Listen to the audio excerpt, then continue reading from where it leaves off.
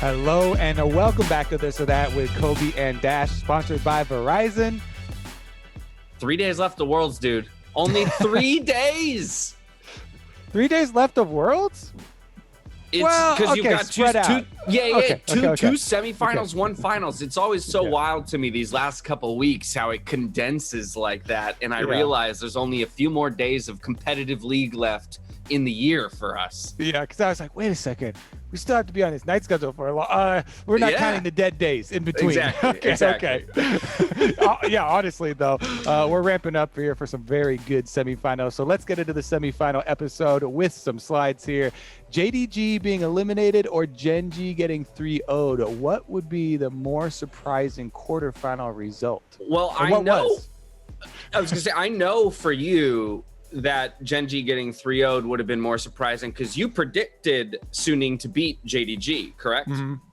So I think that's the way we got to go. I did predict JDG to beat Suning, and so I will say it was a surprise to some degree for me, but I think I still had the expectation that that series would be close. We hadn't seen it regionally, and so the expectation was either team could take it, whereas I expected Gen.G G2 to be a close series. I did predict G2, but I thought it was going to be like 3-1, 3-2 fashion, not 3-0. Yeah, I would love to take credit for a Suning prediction, but I don't know if I know on the official ones I put JDG. So on your pick'ems, I know you chose. So I still get like half credit, right? Half so point. But I was actually expecting Gen.G to lose for sure. So that's like where you have the dividing line of like what's more surprising, right? I would still go with JDG being eliminated, as higher LPL seed, right, coming in. That's fair. Gen.G, I was not thinking they had a good shot versus G2. Next slide. Oh Lord. More Fnatic getting reverse swept or TSM going 0-6. Well, for us, it's got to be the TSM one. I mean, if I am being completely unbiased here, as just an unaffiliated league fan, I'd say for sure the reverse sweep. Those things are super heartbreaking because you have this high first two games, everything's going great, big performances from Rekkles and Hylissang, and everybody's getting so excited, but then to have a reverse sweep back on you feels so bad. Meanwhile, a 0-6, that's pretty abysmal, actually. That's it, and slightly impressive in that regard. I mean, as an NA rep, NA fan, I get a sting in my chest every time I think about that 06 performance from TSM. But I agree with you 100%. As an overall League of Legends fan, and knowing kind of the idea of being on the precipice, right, of moving on to that next round, becoming a top 4 team, and maybe running back to another finals, especially for a player like Rekkles, to get that ripped away from you in reverse sweep fashion is just so heartbreaking. So I think I'm going to go with this for the overall league fan. Me too. Yeah, I got to go with the Fnatic one. I mean, especially with the way that they won the first 2 games too, coming out firing, we're like, oh my goodness, like this. We thought it was done in 3-0 at that point, and that's part of it too. Is it wasn't close. It didn't look close, and then it was close. Better Lee Sin, Karsa. I heard that he said that he prayed to the LPL gods of TN and used the TN skin for the FBX skin after they were down 0-2. And I guess going with our theme of the Fnatic versus maybe we go with this slide. I say SofM though. I've always loved the transitioning into tank builds. As a player that likes to transition into tank builds myself, to have younger, better players carry me, through the later stages, have the carries do the real work. Him going, Knight's Vow, Spirit Visions, Warmog, all these things on, Conqueror Lee Sin, so he can stay in the mix and stack up the Conqueror. I thought it was always super cool. And I like that call out. I like that call out a lot. I think I'm still going to stick with Karsa on this one. For me, it is Karsa's signature champion, and I'm remembering specifically that mid lane play where he Qs to a minion, hops to a ward flawlessly into the kick. There was no pause. He didn't even touch the minion. the most fluid motion. And again, I mean, I know that's become an expectation for pro play Lee Sin. Like, you have to be able to pull that stuff off. But I don't think there's anyone who pulls that kind of stuff off as consistently as Karsa, because now to me, that's the mark of a good Lee Sin. It's not, can you every once in a while pull off that play? How consistently can you do that and really change the landscape of the game because of your movement? And so I think it's him right there. LPL should start praying to him for Lee Sin mechanics. He doesn't need to pray to LPL gods anymore. It's pretty funny because I feel like if you surveyed pro players, the answer that would come up the most as your main or comfort pick is Lee Sin. Is Lee. It's just such a fun champion. All right, next slide. Better performance despite losing. Rekkles. I gotta go with Rekkles. It was actually nuts. Ruler did have to 1v9, and this is hard because both AD carries perform really well. And I felt actually maybe I felt more bad for Ruler because he was really like 1v9. A lot of his teammates were underperforming, whereas Fnatic, I thought across the board they were all performing. A lot of them were going down to the bottom lane. Rekkles and Hylissang were creating a lot of action, but you also had SofM ganking a bunch. You had Nemesis picking Galio and back to back. So yeah, there was definitely support for Rekkles on that team, right? And I think I'm with you that I would choose Rekkles. And I don't know how much of that is colored by the fact that they actually won 2 of their games, right? And so of course we still, even in the loss, got to see what success looked like, and we saw that it was possible through him. But I agree with you. He was, even in the losing games, just kind of he was playing at top level, near peak form for Rekkles. I think over his entire career. That was his peak, and that's crazy to say considering how long his career has been. And considering he's been to a finals, to say that maybe he hit his career peak in a quarterfinal. And granted, Ruler, of course, the former world champion, but I think that's part of it too, right? We know what he's capable of with the right components around him, and I agree with you. It did kind of feel like the 1v9, and even still, he couldn't get his team over the edge, and so I lean a little bit towards Rekkles here for sure. All right, Rekkles, at least you won the this or that slide. Boom, we got you, buddy. Don't you worry. Consolation prizes, handing them out. More stylish performance. Huanfeng's Jhin or Caps' Sylas. Caps' Sylas was definitely a more dominating performance, but stylish. You kind of gotta go with the Jhin that's opening up behind the enemy team. You even had like the comms listening in on the opponents, being like, "What the hell is he's behind us?" At that point, yes, they're already losing and they're pinned under and they're probably going to lose. But to finish it out that way, and for his performance on the Jhin to be so good the entire time. Yeah, I think if this was a series call, I would pick Caps, because I think over the course of his entire series, he really was stylish. If we're looking at just these picks in these 2 games kind of that we're referencing, I'm also with you. Huanfeng's Jhin. The ability is called curtain call, and there is no more stylish way to call curtains on the opposing team than by strolling into their base behind them and then calling it and basically giving them the signal like, curtains are called, baby. The show is over. I'm putting you in the dumpster.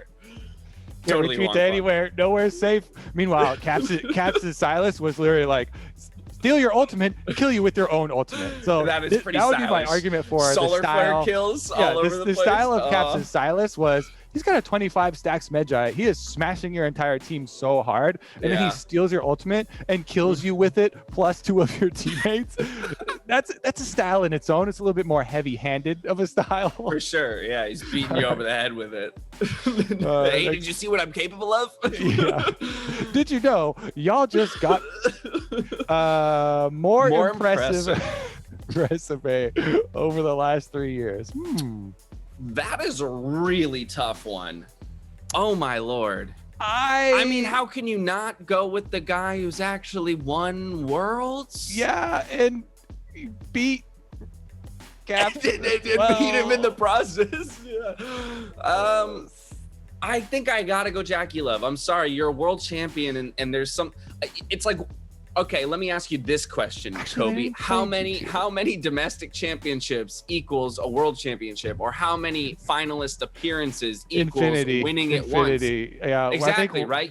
If you've won it once, you've still done what the other has not been able to achieve, and so I don't think it's a fair. I mean, Caps' resume is nutty. It's totally nutty. and anybody would kill to have that resume. But I think you still have to say the more impressive one is the player that's gone all the way to the finish and has gotten the ring. I got to agree. It's crazy too, because both of them have switched teams from top team to another top team. Yeah. You know, JackeyLove and still made it back to the world stage. Yeah, with IG, and then Caps is like, Fnatic's in the finals now. G2's in the finals. I'm on this team. I'm like, yeah. Yeah, it's tough. It's tough. I mean, because there's something to be said for the consistency of dominance of Caps, right? And we could argue regional strength again, but that's the one thing about the 6 LEC championships that speaks to me is like, okay, this guy is always there. He's always at the top of that regional conversation, whereas JackeyLove, having only received it twice, you know, granted he's still a young player and everything, I think there's like some argument there, but again, at the very end of the day, it comes down to the world championship. That's the most impressive title to hold, and only one of these guys has it. We might be having a different answer after this year, but we shall see. That's true. I think we do have to leave it with the world champ for now. Now, this was a tough slide. This was a good slide. Tough slide. Back-to-back finals is definitely a good answer though. All right, next one. Damwon or G2 the rematch. I've been waiting for this so much. I've been watching all I want it so bad. Every Damwon player for months in their interviews have been like, we want G2. We need vengeance. And this is going to be it. I'm so excited for it. Both 3-0'd their quarterfinals. Yeah. So it doesn't, like, I feel like in so many ways the quarterfinals didn't give me a ton of info, you know, as to who I think should win this. If anything, it maybe gave me a slight boost in confidence in G2 because, you know, group stage G2 coming out second seed, that I still saw some faults in their play and some holes that could be exploited, but with kind of that second step, that next level that they jumped to against Gen.G, now I think this conversation is a lot more difficult. I did predict Damwon, so I'll just call that out right now. Damwon is my pick. I do think that they will take this. I have called this the return of the LCK this year. I think Damwon takes the entire tournament, actually. So I'm still going to go with Damwon, but I honestly think that this is going to be 3-2, like, yeah. So this one is, it's so difficult because G2 have actually, and there was Jankos gave an interview after their series talking about how confident he is and how well they have adapted to the new meta. I know a lot of people were criticizing them for not playing as much into the carry jungler meta and playing for Jankos rather than Jankos playing for his lanes, which is what they've done for so long, is him you know, helping out these amazing solo lanes and taking over that way. And I think they did show a little bit about that. I know people were memeing on some of the Nidalee spears that they were throwing, but for them to have that confidence and that transformation coming into this quarterfinal, you know, over the course of Worlds here, improving as a team, makes this so exciting because Damwon absolutely dominated LCK. They do not have to be the LCK archetype where people associate them with the slower, you always have to set up every perfect step, and that's what G2 has dismantled. They destroy LCK teams that wait for steps like that. Exactly. Damwon is the LCK team that does not have to do that though. So what's your pick? On the dive, I did 3-2 Damwon. Okay, and I guess I'll stick with it. I have liked that, you know, splitting predictions, one on the dive and one on to say that. So you can just point to but it's a little bit cheating, so yeah, I'll stick with it. But man, right. I think this one will be the closer of the two, and I'm hoping for a bang. I mean, give us more of that Cap Sylas, and maybe it is a G2. But yeah, Damwon 3-2 is the call. I think it's super close. Canyon's been so good though. All right, next one. What we got? And we're just predicting both of them. Ah, come on. All okay, right. well, this one I think is easier. This we go with top esports here. I do expect actually Suning to be able to take a game. I don't expect this to be 3-0, but I don't expect it to go as far as 3-2. I kind of see a 3-1 happening here. Yeah, I felt bad making this prediction too, because Suning talking about growing over the course of Worlds. Suning have played so well. Huanfeng is just popping off on the Jhin. But one of the big things, and the reason why this one is easier to predict, is because this was semifinals of LPL. This was a 3-0 for top esports. Yep. And if you go back and look at those games, it is top esports with more versatility on the top side getting counterpicked for 369 multiple games, and man, they slam bin. Like Karsa goes up there, ganks early, both of the games counterpicks plus early kills. The Jackson to Mordekaiser, the Quinn into Renekton. And yes, SofM's great player, and he would go up there and he got a solo kill, but it didn't help Bin because Bin wasn't there. So he was like, I got the kill back on your top laner as they're pushing the wave in after they already killed you. I just feel like unless Suning can change something, because that top side of the map has been so important for their success. For Bin, he had that crazy, gangplank flank and all this stuff. It's just it would be so hard to predict Suning. Given the semifinals. I feel like in so many ways those strong points of Suning that we've seen kind of level up and step up to an extra degree in Worlds, they're just matched on the top esports roster. Yeah, because I'm like, and Angel's playing even better now, but he's going versus Knight. Oh, yeah, exactly. SofM, okay, he's on fire right now. Karsa, great. Bin, he's stepped up. All right, but 369, best top player here. So okay, everything that we've improved is only up to maybe the level of top. And the esports. kicker is, even though we're like, oh my god, Huanfeng and his Jhin and the Suning are popping off. In the matchup versus top, it was JackeyLove and Yanja consistently pushing them in the bottom side. They had CS leads. Exactly. Maybe that changes now. Yanja did get exposed pretty hard versus Fnatic. So I think if something's going to change, it might be that. The bot lane. It might be that. It's either that or picks for the top side of the map. Those would be the two things that would make me predict Suning. But off the bat, I got to go TES. Yeah, we're both on top here. All right, next one. Scarier Freight Train Ultimate. I go Sion for me because the Pantheon one coming in, Pantheon is almost always support nowadays, and I actually don't get that scared, and where he's going to land. So oftentimes you can have some ground targeted something to be able to land for the Pantheon, whereas the Sion coming at you, it actually feels like a freight train. Yeah, semi truck or something is coming down the lane.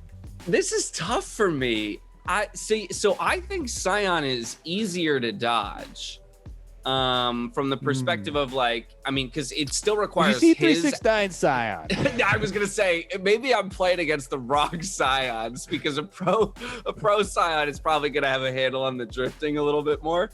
But I think at least when it comes to the Sion, I feel like I have a little more agency to avoid that ultimate in particular. Whereas the Pantheon, I do love your call out.